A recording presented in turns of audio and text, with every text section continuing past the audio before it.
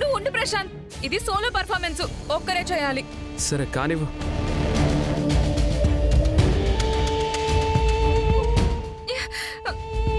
ఓ నాయనో, ఇదేంటి కష్టంగా ఉంది. ఇది నా వల్ల కాదు.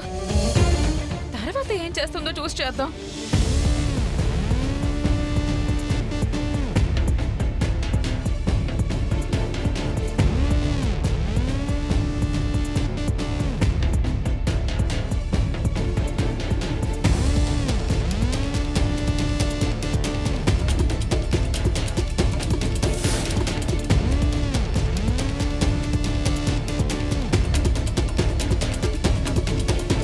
దీక్ష అంటే ఆషామాషి అనుకుంది. అవసరమా ఇవన్నీ?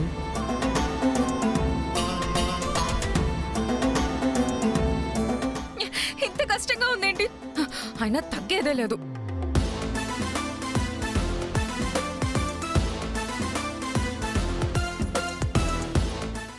కర్మ కర్మ.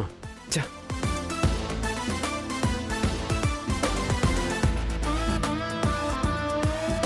రే ప్రశాంత్, ఏం చేస్తోందిరా మీ ఆవిడ?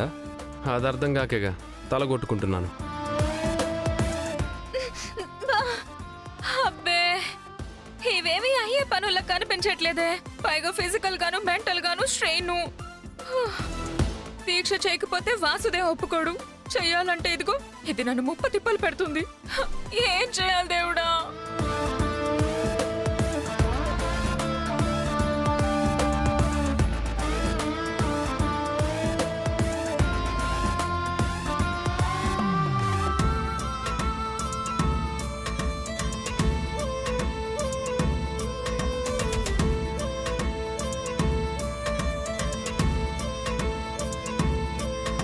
ఇది వర్కౌట్ అవదులే కానీ ఇంకేదన్నా చేయమను.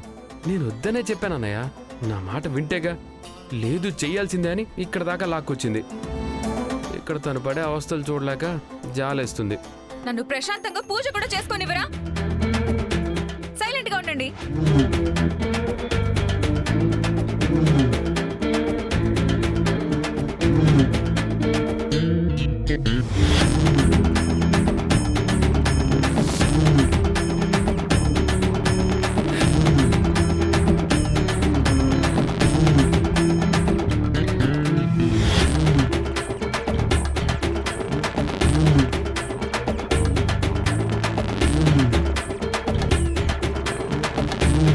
ఇప్పుడు దీంతో ఏం చేయబోతుంది?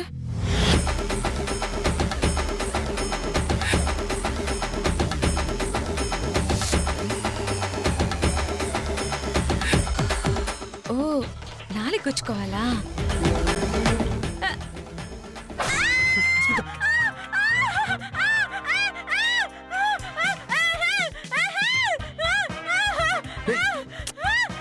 అరే ఉండు.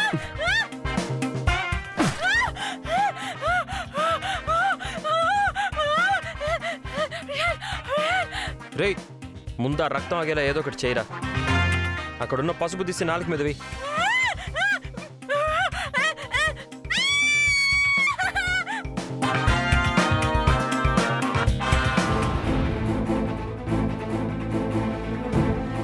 ఎంత పని చేశావే! పెత్తనం తీసుకుంటే పెద్దరికంగా వ్యవహరిస్తావు అనుకున్నాను. ఇలా పరువు తీస్తావా? జరిగిందేదో జరిగిపోయింది. ఆ పత్రాలు ఎలా వెనక్కి తెచ్చుకోవాలో అది ఆలోచించండి. ఇంట్లో ఇంత పెద్ద పంచాయతీ నడిస్తే జరిగిపోయిందని కొట్టిపారేస్తారా? మీ ఇద్దరిని తన్ని తరిమేయాలి. చాప కింద నీరులా చేరి కూతురు కాపురంలో నిప్పులు పోస్తున్నావు. అసలు నువ్వు తల్లివేనా? వదినా, చీనోర్మయ్, ఏ మొహం పెట్టుకుని ఇంకా మాట్లాడుతున్నావు? శివ, వీళ్ళ నువ్వు పంపిస్తావా, అన్నయ్యతో చెప్పి పంపించమంటావా? నువ్వు కూడా తక్కువేం తినలేదు.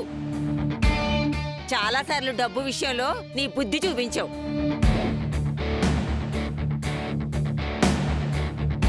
అలా అని ఇంటి పరువు ఎప్పుడు తీయాలని చూడలేదు. చేసిందే తప్పు, మళ్ళీ సమర్థించుకుంటున్నారా?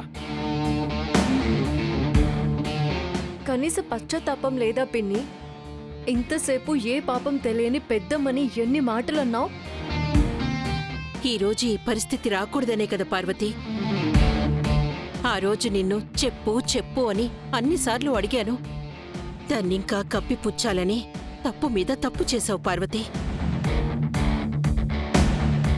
ఈ ఇంటి ఆడపడుచు కాని కోడళ్ళు కాని ఏ రోజు తలదించుకునే పని చెయ్యరని, ఈ ఇంటికి తలవంపులు తీసుకురారని ఎంతో నమ్మాను. నువ్వు అనగాదేవికిచ్చింది కేవలం పొలం పత్రాలు కాదు, నా మీద ఈ ఊరి జనం పెట్టుకున్న నమ్మకం. నేను ఈ ఊరికిచ్చిన మాట, ఇన్నాళ్ళు నేను కాపాడుకున్న గౌరవం, ఈ ఇంటికి ఉన్న పరువు, ప్రతిష్ట. చేసిందంతా చేసి తలదించుకుంటావే. మిమ్మల్ని చూడాలంటే ధైర్యం సరిపోవట్లేదండి. ఆ రాత్రి పత్రాలు తీసుకువెళ్ళడానికి ఎక్కడి నుంచి వచ్చింది పిన్ని నీకు ధైర్యం? నువ్వు దొరికిపోతున్నావని తెలిసి మళ్ళీ వెళ్ళి ఆవిడొచ్చి సాక్ష్యం చెప్పమని అడగడానికి ఎక్కడి నుంచి వచ్చింది అత్తయ్య ధైర్యం? కర్మ ఎవరిని వదిలిపెట్టదమ్మా. ఒకప్పుడు పోయిన జన్మల పాపాలు ఈ జన్మలో పండేవి. ఇప్పుడు ఈ రోజు పాపాలు ఈ రోజే పండుతున్నాయి. శివ, అన్నయ్య తీర్పు నిన్నే చెప్పమని చెప్పాడు కదా. అమ్మ కూతుర్లిద్దరిని బయటికి పంపిస్తున్నావా లేదా? నడు బయటికి. అత్తయ్య వద్దు. ఈ ఇంట్లో నుంచి ఎవరు బయటికి వెళ్ళకూడదనే పెద్దమ్మ నిందని తన మీద వేసుకుంది.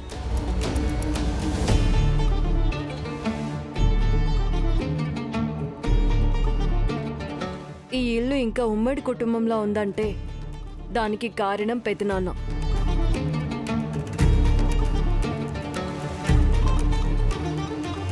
ఆయన్ని కట్టుకున్న పెద్దమ్మ స్వార్థంతో కుటుంబాలన్నీ విడిపోతూ ఎవరికి వారే యమునా తీరవుతుంటే పెదనాన్న మాత్రం నా వాళ్ళు నాతో ఉండాలి, ఈ ఇల్లు ఎప్పుడూ నిండుగా ఉండాలి అని పరితపిస్తున్నారు.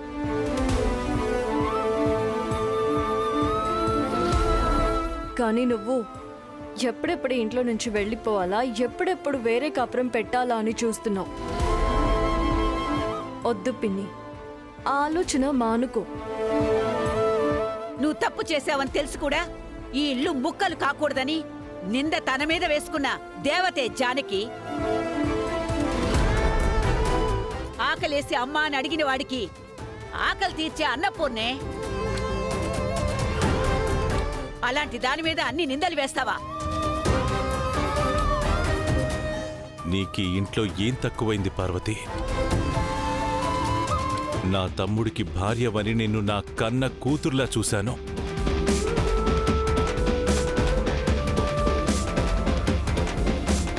నువ్వెప్పుడైనా దురుసుగా ప్రవర్తించినా చిన్నతనం కదా తెలుసుకుంటుందిలే అనుకున్నాను. కానీ పెద్ద పెద్ద ఆలోచనలతో